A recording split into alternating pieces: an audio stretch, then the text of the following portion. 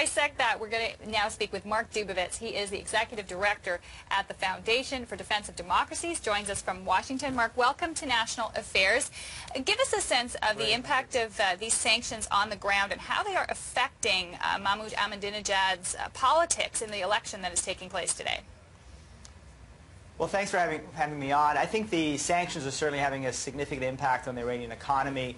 I think the Iranian people are blaming this government, Ahmadinejad, but Khamenei as well, for the economic crisis that the average Iranian is finding himself facing. So we're looking at a situation where sanctions are certainly working in the sense they're putting enormous pressure economically on the regime and are certainly roiling domestic politics within Tehran and elsewhere in Iran.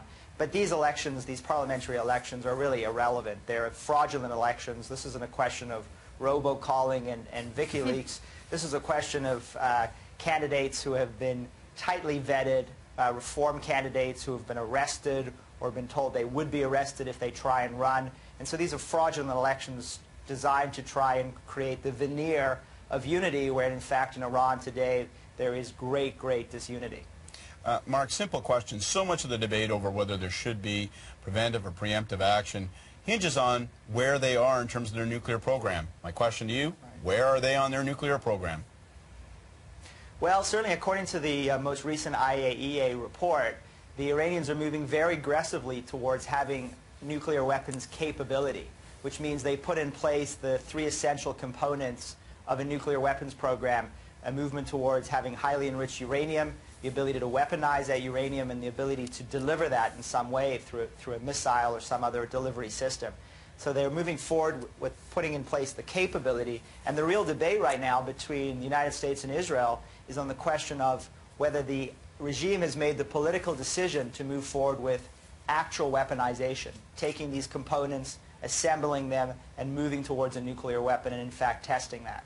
Well, the Prime Minister of Israel is going to be meeting with Barack Obama after he leaves Canada. How do you think his reception will be in Washington, given what you just said?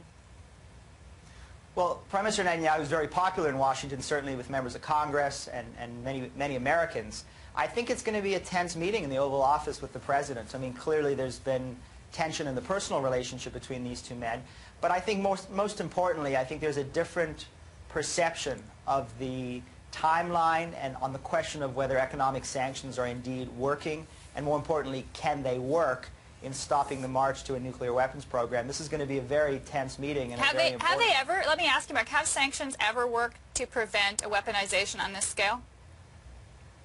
Well, the question of whether sanctions have worked is really a question of, have you been able to take a grave national security problem and reduce it to a much more benign one? And in that respect, sanctions have worked, but always worked in combination with other measures. In fact, they worked to strip Saddam Hussein of his nuclear weapons capability before the most recent Iraq war, but they also worked in combination with the threat of military force. They worked to convince Gaddafi to give up his nuclear program, but once again, Gaddafi believed that he was going to be invaded by the United States after he saw the U.S. invasion in Iraq.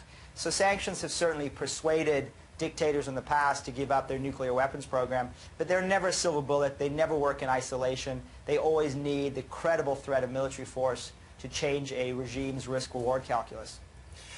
Is Ahmadinejad a rational person? I mean, again, another fundamental decision point on all of this is whether or not you can expect him to behave in a rational way. And if not, then doesn't that increase the need for Israel to contemplate preventive and preemptive action? Well, that's exactly right. I mean, Ahmadinejad is actually increasingly irrelevant to this whole discussion. The real decision maker in Iran is the supreme leader, Ali Khamenei. He is the ultimate decision maker when it comes to whether Iran will pursue nuclear weapons. And his coterie of advisors, the Iranian Revolutionary Guard Corps, retain all the power in that country. And the question of whether these are rational men, I think, is beside the point. The fact is that they rationally believe that they need to have a nuclear weapon in order to preserve and sustain their regime. And the question really is, can you change their risk-reward calculus with respect to the pursuit of nuclear weapons? There are some analysts who believe you can, that if you put enough economic pressure on this regime, they'll come back to the table and strike a deal. There are many analysts, including, I would say, more importantly, senior policymakers in Israel, who believe that you cannot, and the only thing that this regime understands is the credible threat of military force. What do the people understand on the ground, though, as a last question? You know, they are going to the polls in an election you say is not really relevant, but still they are feeling the pain of the sanctions. Can it get to the point that it's so bad that the regime really has to capitulate because the people will no longer support it? Well, I think that's right. I mean, I think U.S. and Israeli policymakers are not necessarily concerned with the hardware. They're concerned with the regime. And if they could change this regime, then the next regime would probably be less likely to pursue nuclear weapons. So the question now is, can sanctions reignite a democratic counter-revolution like you saw in June of 2009 when millions of Iranians were yelling death to the dictator? President Obama, are you with us or are you with the dictator? I think there is hope, but may not necessarily be a high likelihood that sanctions could reignite this revolution and lead to a regime change which would solve the nuclear weapons program question, certainly with a higher degree of confidence for Israeli and U.S. policymakers than some of the other alternatives. All right, Mark Dubowitz, thanks very much for shedding some light on this election and the situation. We'll have you on again. Thank you. Thanks for having me. Bye-bye.